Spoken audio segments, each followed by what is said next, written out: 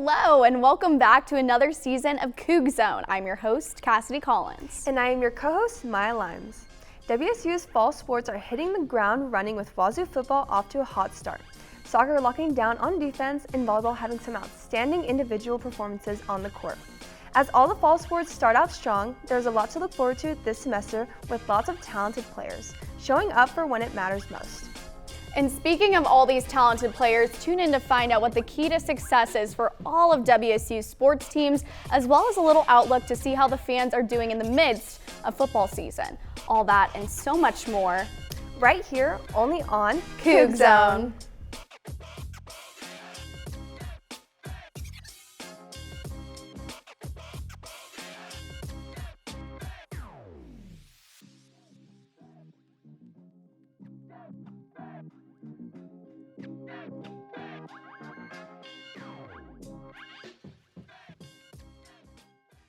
Soccer is still searching for their first win of the season, 4 games in, and with 1 loss and 3 ties on the record. However, there has been some bright spots that make the Cougs look ready. Within all 4 games, the Cougs have only allowed 3 goals. Their season opener against Utah State was the only game where WSU did not respond to the other team this season. Goalkeeper Kira Fitzgerald stayed strong against the Aggies, recording 6 saves in 90 minutes while allowing 1 goal in the 76th minute of the match. Even with Fitzgerald's outstanding defense, WSU was unable to come out victorious, only having 2 competitive shots on goal and executing neither. The Cougs' next match came August 28th, and although the game ended in a tie, they came onto the game on fire. Keeper Fitzgerald allowed 1 goal in the first 4 minutes of the match. Then from that point on, nothing could get past her. WSU was able to answer back in minute 36 with sophomore Audrey Shackelford getting the first goal for WSU this season. The Cougs showed a big improvement from last game, shooting up to 15 total shots on goal. Wazoo then took on 13th-ranked Georgia August 31st. It was looking up for the Cougs at halftime when WSU had the lead for the first time this season with a goal from freshman Ava Gorshi in the 11th minute. After Georgia was given 3 yellow cards, it felt like WSU had the game in their hands. But in the last second of minute 68, Georgia put one in the goal with no answer from WSU, resulting in the second tie of the season.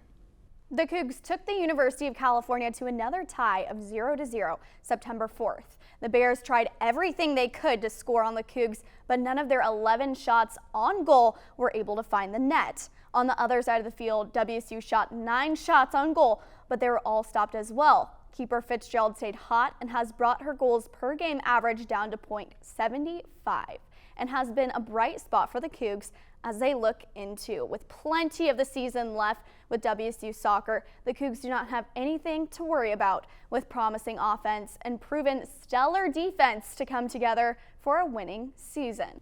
On August 30th, the Cougs took their first victory of the season against the Idaho Vandals 13-10 as redshirt freshman Jack Stevens kicked a 32-yard field goal with 3 seconds left to go.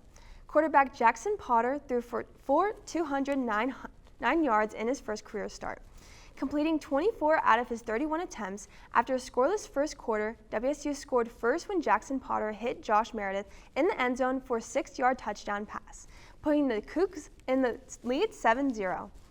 Going into that third quarter, Stevens extended the Cougs' lead 10-0 with a 30-yard field goal after Kyle Peterson had a fumble recovery on the Vandals' 18-yard line. Idaho finally managed to get on the board with a 3-yard touchdown run on the fourth quarter, putting the Vandals right back in the game, and afterwards kicking a game-tying 21-yard field goal.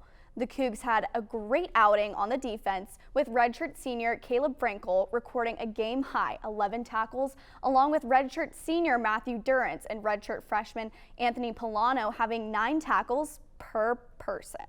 Now that everyone is packed and ready for football season, why don't we check in with the fans to see how they're doing? Catherine? Hi everyone, we're outside Gisa Field and we're going to be interviewing some Coug fans. What's your favorite Cougar football tradition? This right here, the tailgates in RV Lot 1 are the best. You know what, being here with all the families, seeing the community, it's amazing. I mean, what can I say? The tailgates are awesome. And what's your favorite part about being a Coug? The camaraderie.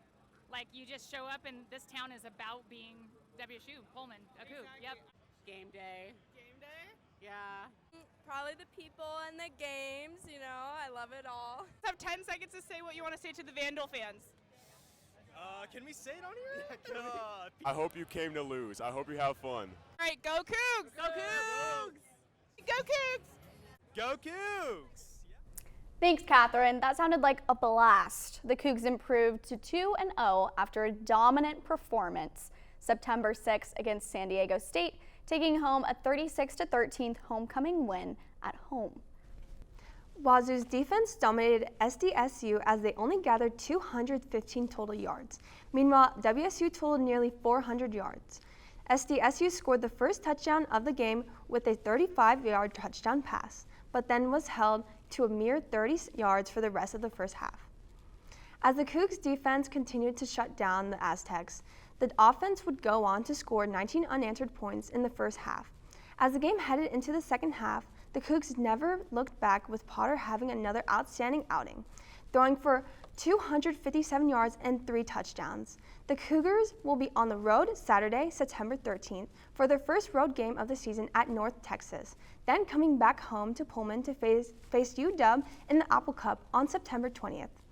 Cougar volleyball opened up their 2025 season over Labor Day weekend in Salt Lake City, competing in the Utah Classic. WSU kicked off the tournament with a sweep over Lafayette, making a hot start to the season for the Cougs. Redshirt sophomore and middle blocker Lucy Blaskova was electric for Wazoo, tying Wazoo's single match record with 7 aces and delivering 13 kills on a blistering .765 hitting percentage, adding 2 blocks as well.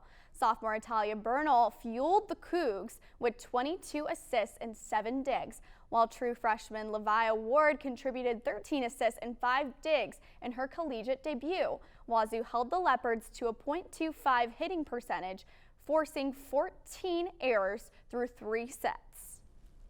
Now for next week's sports, there will be a pretty busy schedule for fall. Soccer will face off against UC Irvine on September 14th to wrap up their road trip, and then will come back on September 18th to play against North Dakota State. Women's golf will be playing in the Badger Invitational in Madison, Wisconsin on September 14th and 15th. Tennis will be attending the Battle in the Day tournament in San Francisco on September 14th. The Cougs will move on to the ITA Women's All-American Championships in Cary, North Carolina the following weekend. Swimming will kick off their season on the 19th in the Crimson and Gray intra-squad meet. Volleyball faces UW September 17th for the first Apple Cup of the season at home, and then hosts Eastern Washington on the 19th. Thanks for catching up with everything in the crazy world of WSU sports. Want more WSN content? Follow us on all of our social media at Wazoo Sports Network on Instagram and TikTok, and at Wazoo Sportsnet on X. Also, make sure to like and subscribe to Cable 8 Productions on YouTube for more amazing content, like an upcoming episode of Wazoo Recap and all the other great Cable 8 content. And our merch store is live. Click the link in our Instagram bio to see all the WSN swag available for purchase. Once again, I'm Cassidy Collins. And I am Mya Limes. It was our delight to be your host today, and we'll catch you next time. Right here, only on Coug Zone.